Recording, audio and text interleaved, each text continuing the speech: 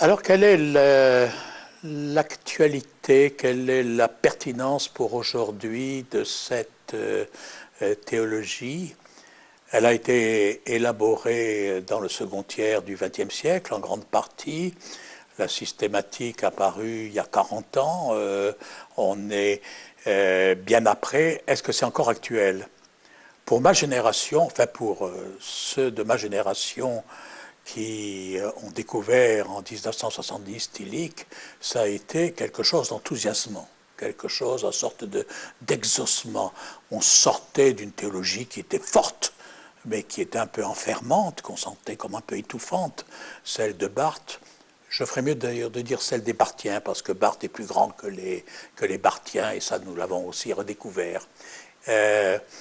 Nous avions eu déjà un élément d'avancée, d'ouverture avec Bultmann, mais qui vite nous semblait tourner en rond dès qu'on sortait des problèmes du Nouveau Testament.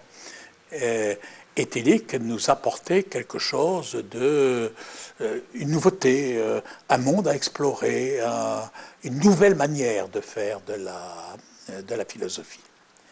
Alors 40 ans après, qu'est-ce qu'il en est? Est-ce que la génération actuelle a à se délivrer de ses maîtres tillichiens comme nous avons eu à nous délivrer de nos maîtres barthiens? Sans doute, parce qu'il faut toujours se délivrer de ses maîtres. Enfin, ça, c'est une constante, mais une constante que précisément on apprend aussi chez Tillich. Il n'y a de maître que celui qui nous fait aller plus loin ou ailleurs que là où lui-même est allé. Il me semble que les quelques leçons que l'on peut retenir et que l'on retient,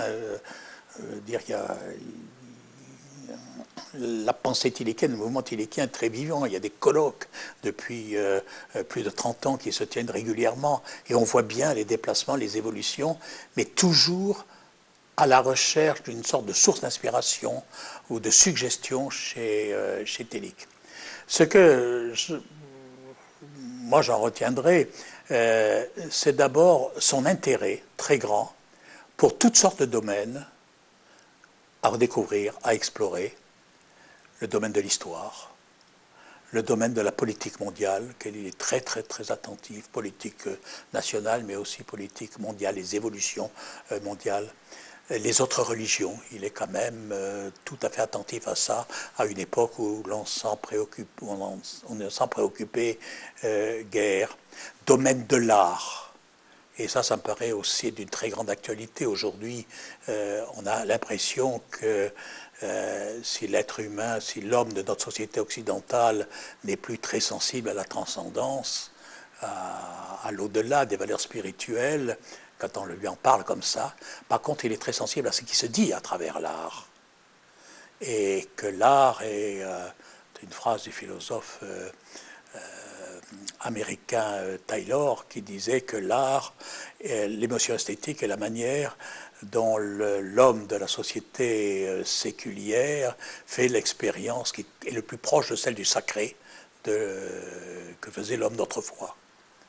Alors Tillich a cette ouverture sur l'art, sur l'expressionnisme, sur le néo-réalisme. Il y est extrêmement attentif, il y a quelque chose de profond pour lui.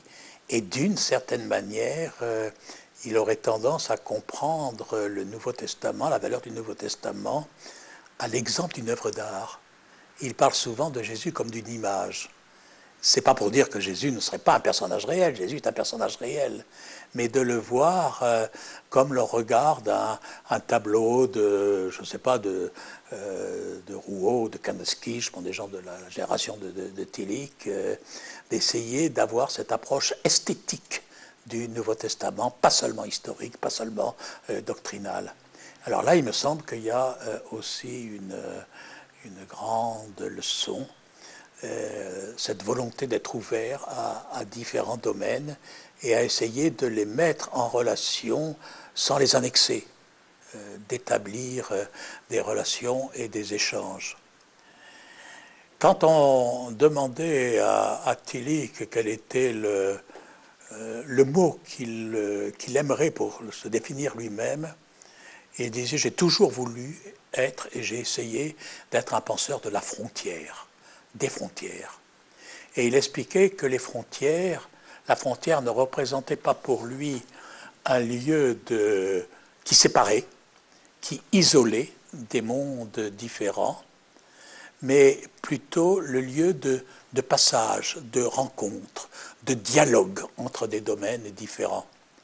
Alors il estimait qu'il avait été, lui, à la frontière entre le 19e et le 20e siècle, à la frontière entre l'Europe et les États-Unis, ou l'Amérique, à la frontière entre le christianisme et les autres religions. Et je trouve que cela reste et que c'est peut-être plus que jamais une sorte de mot d'ordre que l'on devrait avoir, théologien. Et quand je dis théologien, je ne pense pas seulement aux théologiens universitaires, je pense à tous les responsables d'Église, je pense à tous les chrétiens qui, d'une certaine manière, sont appelés à penser la foi, donc à faire œuvre de théologie, tous théologiens, selon le titre d'un livre de mon collègue et ami Raphaël Picon, et que cet appel d'être aux frontières, d'être ouvert toujours à l'altérité, sans perdre pour ça sa propre identité, de communiquer, de découvrir l'autre sans renoncer à soi-même, est une des grandes leçons de la pensée de Tillich.